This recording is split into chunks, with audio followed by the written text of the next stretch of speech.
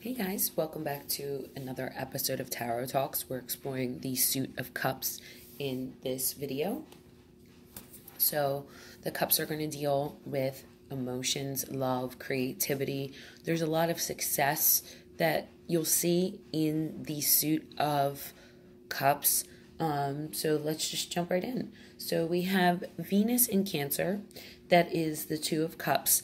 And Venus in Cancer deals with the exchange and the balance of relationships and the give and take and the energies that are traded between the sacred feminine and the sacred masculine. We also have the energies of Mercury here. So the first two cards are going to deal with the energies of Mercury. Even though the first card is Venus in Cancer, we have that symbolism of of Mercury, and who is the protector of merchants and thieves. And again, this is the many faces of Mercury. And the Three of Cups is Mercury in Cancer, where they are celebrating the fruits of the union of the god and the goddess, or the sacred feminine and the sacred masculine. They're celebrating what comes of their union. So partnerships, business partnerships that are fruitful, that are showing gain and return. This can also just be regular relationships that are successful and are moving forward. We're buying a house, we're moving in together, we're getting a pet together, we're getting pregnant. Three is always the result of the coming together of two things. So then we have Moon in Cancer. This is number 4. I like to call this card the brat child, because this is someone who is gifted. Anytime you see a hand coming out of the clouds, this is the only other card besides the aces that has a hand coming out of the clouds. It means something is being presented to you, something is being gifted to you, and the person in this card already has 3 full cups, and he's being gifted another, and he's like, nah, bro, I'm not even happy with the 3 I have.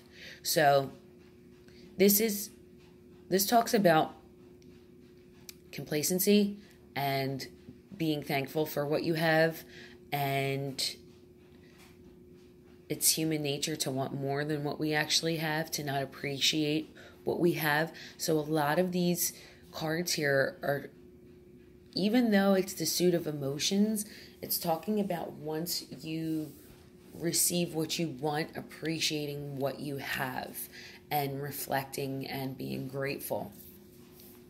So then we go into 5. 5 is always a chaotic number. 4 is going to be your foundation. It's going to be once you gain your footing. There's always going to be some type of success with 4, some type of material gain. There's going to be a pause. And again, here he's pausing. He's not doing anything. He's not gaining anything. He's not losing anything. He's refusing to accept what's being given to him. But he's also not losing the 3 full cups that he already has. So a lot of times in 4, there is this plateau that is reached, and you have to make a decision to go on to 5, 6, 7, and 8.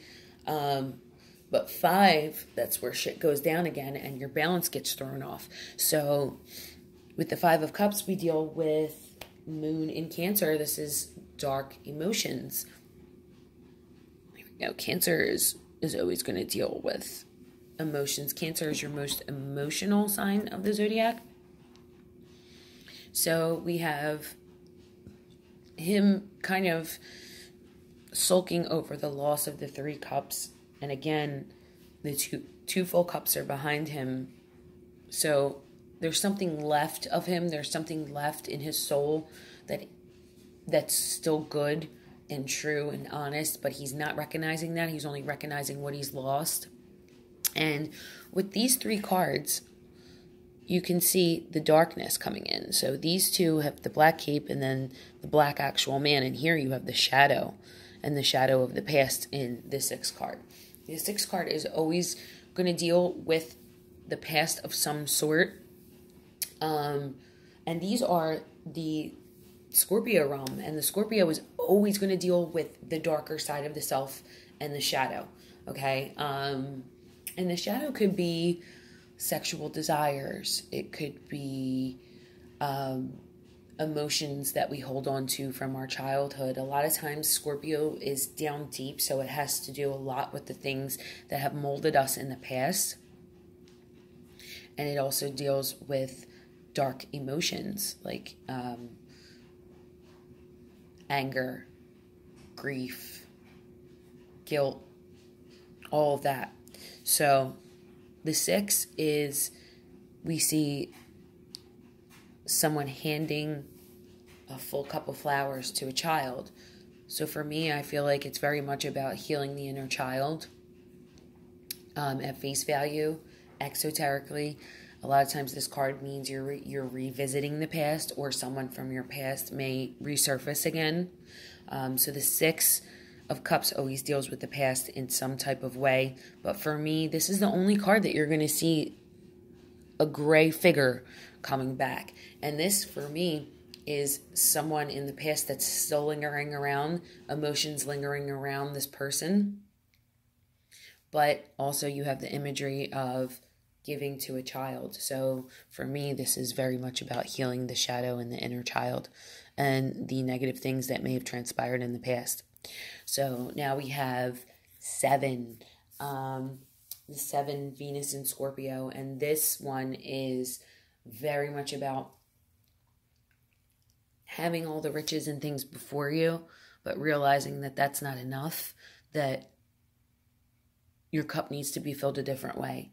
Your cup cannot just be filled with material things, because material things are not what make us actually happy.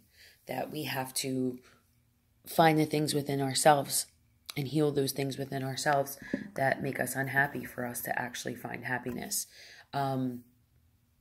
It's the integration of your negative experiences in life and coming to terms with them and healing them. That's what makes you happy and gives you inner peace, is finally when you don't carry that baggage anymore. So he's in the shadow realm, and he's looking at all of these things that could be distracting him. And so 7 of Cups could, at face value, sometimes it means someone who is stepping out on a relationship and cheating with multiple women or multiple men. This is also about becoming distracted, becoming veering from your path of focus. But exoterically, it's very much about examining the things in the shadow realm that could be making you unhappy. And again, this is also about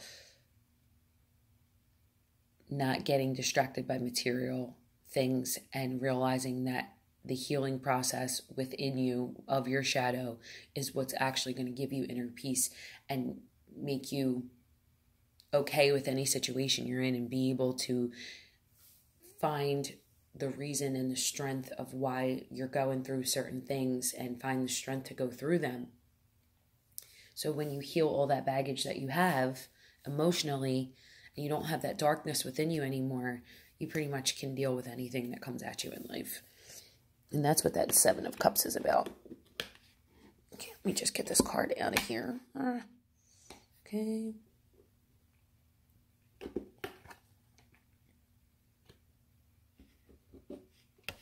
Kind of making a mess. Okay. So now we move into Pisces.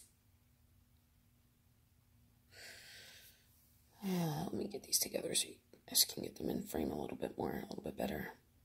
All right, let me get this one here first. Okay, so 8 of Cups is all about strength, and this is about moving on. He's leaving those dark emotions in the past, and he's headed out. And he's finally realized that he can't stay in that same place and sulk over the things that he's lost. So these 2 cards are very much alike. He's moving on from this period in life where he's looking at his loss, and he's kind of like crying over spilled milk. But now he's realized, I can't stay here. For me to move forward, I have to kind of get over these dark emotions. Okay, and the 9 of Cups is once you get to a certain period where you're over the hump and you're fulfilled and you realize that joy and love and family and the things that you can't put a price on, those are the things that are actually priceless. And this is a celebration card. This is a card of recognizing what you have been through. So the Astrological Association of this card is Jupiter in Pisces. This is your expansion period. This is your growth period. And the other card, sorry, where was it? This is Saturn. This one was Saturn in Pisces. Again, this is your not so happy camper. Whenever Saturn shows up, it's, hard lessons. And this is a hard lesson in love, in your about your emotional state, what's going on in your heart. He learned his lesson and he's moving on. Okay, and this is a celebration. This is once you get to that point where you realize that you've gotten over the hump and you're really proud of yourself. Okay, and then the last card, 10 of Cups, Mars in Pisces. And this card is the strength of Mars, not so much of the chaos and the war of Mars, but the strength that he has and the experiences, the dark experiences that made him who he is have made him strong. And the 4 people in the card represent all of the 4 elements in perfect balance, in harmony, and this is like the final, the pinnacle of happiness. And you have to look at like the many faces of the planets when you're looking in astrology. Like I said, Mercury has many faces. Mars sometimes is going to be warlike in its chaos, and sometimes it's going to be when universes are being born, everything's chaotic. There's fire spewing everywhere and stars falling and matter coming together, and it's gross and it's hot and it looks like it's destructive, but it's actually a force that's coming together. Mars has a couple faces like that as well.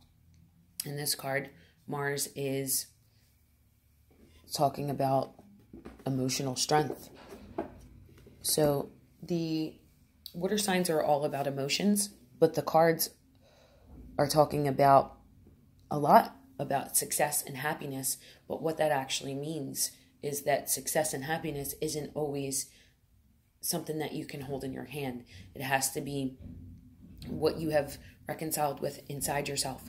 Because if you're a miserable person and you have a lot of bad experiences in your past that you're carrying around with you, it's going to make those tougher times in life very hard to deal with. It's going to make you very jealous of people who seem like they're doing better than you. It's going to make you very hateful of yourself. So this suit, the bigger picture, really has a lot to do with being able to enjoy certain situations in life because you have done the internal work and the internal healing. Okay, so we are going to move on to the Pentacles and the Wands, and I hope that this series is helping you guys understand the pathways of these suits and what they're trying to tell you, and maybe giving you a little bit of insight of the astrological meanings of these cards. Again, this is Tarot Talks. I thank you so much for joining in, and have a great day.